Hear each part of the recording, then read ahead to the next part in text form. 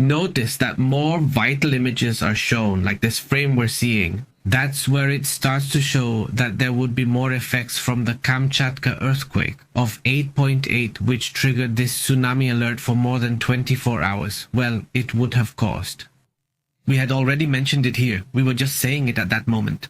There is still no confirmation on many issues regarding the effects caused by this earthquake at the Russian military base there in Kamchatka, where the nuclear submarines, or at least some of the Russian nuclear submarines, are located.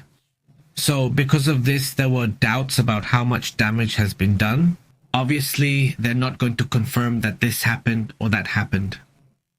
They've only said that it was felt strongly in that region, in that military base. But there is already data, and at least with the images, well, the experts, let's say, in this type of images, are giving an idea of how it happened. According to the group conflict intelligence teams, they say it's unlikely that it will affect the operational capacity of the base. The repairs are not going to be expensive, and the epicenter was approximately about 120 kilometers from the area. According to the reports, the tsunami arrived 15 minutes after the earthquake. And even though it caught them by surprise, what they say is that the base remains, let's say, stable. Exactly. The base is more or less 5 nuclear submarines, and they are located in Kala, designed during Soviet times. By the way, it's to protect the vessels from storms on the open sea. At the moment, there are no official reports, nor will there be any from Moscow where they would talk about damages or anything that has happened. It has been said that there have been 2 or 3 crashes in the buildings, but nothing has been said about the submarines. The floating docks, although more modern, are more vulnerable to extreme waves. This fixed concrete structure, experts warn, for example from the CHEV of the Royal United Services Institute, say that this helps prevent structural damage at the base. No elevated levels of radiation were detected, and no visible damage has been found on the docked nuclear submarines. Those who are there, the ones we can see, look normal, and they have the ability to detect radioactivity in the area, and nothing unusual has been detected. Yes, there is a small city called Petropavlovsk there. Kachemsky suffered damage, but minor, and it was not directly hit by the tsunami and these waves, but the Kachemsky Peninsula is experiencing quite intense volcanic activity. Pepe recently mentioned a volcano that had around 500, though estimates range from 4 to 600. A middle point with no activity, and now it's active. Pepe told you this morning too. Out of 7 volcanoes in the area that are showing activity, they are 29 active volcanoes, but 7, as you said, with eruptions, with fumaroles, with this kind of things. Since the volcano started. They're talking about since the earthquake, which caused a movement from the south-southwest. It would be a movement of about 2 meters of land, right? It moved impressively. 2 meters is no small thing considering the size of Kamchatka. The entire southeast part basically activated the volcanoes. Now, well, this base, at least as far as we know, or the structural part, the big part, is going to keep functioning, right? In any case, maybe there could be some damage that can't be seen here, but no major verifiable damage has been observed, let's say. Aside from that, the most crucial thing is that no reactivity was detected, which is a positive outcome for the planet. Well, yes, because if there were a leak or something, it would be complicated. Also, well, let's move on to another topic about what's happening in the Arctic. Let's go with that. What's happening? Well, the United States has just deployed the military in an exercise called Arctic Edge. 2025, the 25 in Alaska, is designed to strengthen the defense of this continent against a rather strong occupation by Russia in this area. And also remember that China is also very interested in the Arctic.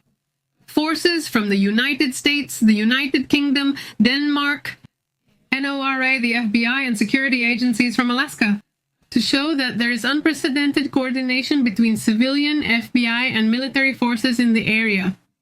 The Army is seeking to detect, track, and neutralize advanced cruise missile threats that could come from the north, according to the United States Northern Command. The north is the United States and Canada, right? And well, Moscow, remember, has put a lot of military infrastructure in the Arctic. It's one of the countries that does have access to this area. because it's right next to it, literally. But also remember that one of its collaborators is China, which also has a huge interest in this area. Yes, even though they don't share a border with the Arctic, they've been interested and already have a whole Arctic program, even a military program. Well, remember that I think it's Iceland. Yes, Iceland has received several supports from China for studies in the Arctic, but is China's real interest to position itself there, right? Exactly. The situation within the Arctic has been basically, I think, the most important part that has driven it. Apart from Ukraine, Russia is very interested in that area. What is expected is that their calculation is that this area will be completely unfrozen 100% of the year with all the warming and everything that's happening, so there will be a super important commercial area. Because just imagine all the Chinese and Russian products traveling a shorter distance instead of going around the world. Imagine the Chinese are over here and having to go all the way around the whole way, or going all the way across the Pacific. Well, they could go through the Arctic and skip it. Let's say it's a huge distance, not just because of the number of kilometers saved, but an impressive amount for certain types of products and energy materials and things like that. It would become a very lucrative business. Besides, Russia has invested a lot in creating the infrastructure for the route. They have these structures like nuclear ships that can break through and open up the ice, the ones that break the ice. Exactly. They've invested a lot in that, and so far they're supposed to have the best ships for that kind of operation. So they hire them, a company hires them and says, open this up for me here. It's not very thick ice, and they go along breaking it. So this kind of thing is the focus the Russians have right now. Interestingly, the Chinese are also getting involved with everything there, and so are we. Remember that they've been very focused on Russia. About the issue of Greenland. Why is it another point? Greenland is an interesting topic. And Denmark, seeing the why. Denmark, wait, don't fight over... Him? He's mine? Yes, I say he's mine and he's not mine. Not at the same time. I mean, it's a really curious topic. We saw how, well, there in Greenland, just to give us an idea of how much the ice has melted, it went from being, I think, 5 kilometers, right? From having an ice sheet of 5 kilometers just a few decades ago, now it's about 2 kilometers thick. And a little more, I mean, they've lost 3 kilometers of ice thickness to reach the ground. And that's where the minerals are, where the oil is, where a lot of things are. So whether you like it or not, they're starting to get interested. Yes, they are interested, like vultures. When you saw it far away, 5 kilometers is too much. But at 2 kilometers, you say, this is it, right? At 2 kilometers, you say, this is it, right? In a few more years, it will be open for exploitation in the area, they point out. Me too, really tough there, but real vultures. Let's move on to other matters. Let's go to other important topics as well. I want to leave the comments here in the community, but look, I made a mistake. Let's leave the comments here. And keep writing to us. We like having this option. I don't know if you like it, you guys. Let me know too, because maybe you don't like it, but I'd like to know if you like showing up there. I like to occasionally put up some comments and, well, greetings to the whole community, says Jose Gonzalez Mitucayo, who is like number 212. Thank you very much, Jose. Greetings. Jose Jesus Andarte from Chile and Max Alexander are here. The whole community is here. So now we're international.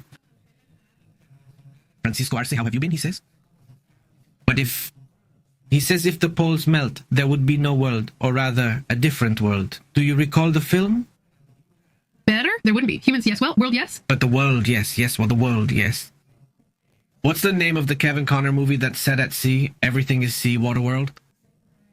Very bad. The movie is really bad. But hey, if you can watch it however you want, because they put a lot of crazy, very interesting things in the movie. It was more expensive than the story. At the time, you don't notice it. That's the bad thing about that movie sometimes. What did they spend it on? Why did they spend it? It was very complicated to make. That's what they say. And well, a lot of the things you see there aren't effects. They're real. So that, I imagine, was what made it expensive. Or maybe they spent the money on other things, but who knows what happened there? Let's move on to other topics. Let's talk about other important matters as well.